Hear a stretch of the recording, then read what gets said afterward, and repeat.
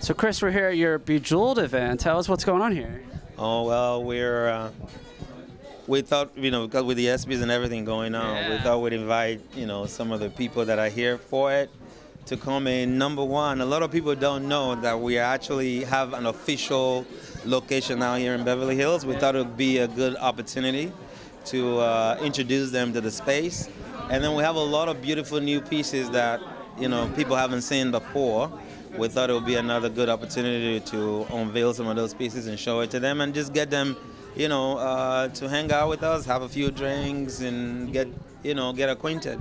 Yes. And our last question here at Bionic Buzz, we ask people what their passions are in life to help inspire others to pursue their passions. What is your personal passion in life? Well, my passion is always to be superior to who I was yesterday, to be superior to my previous self. So, and that, for me, what that means is not only just concentrating on work or making money, but also taking the time to help people that I need and to mentor and give back some of the things that I received myself.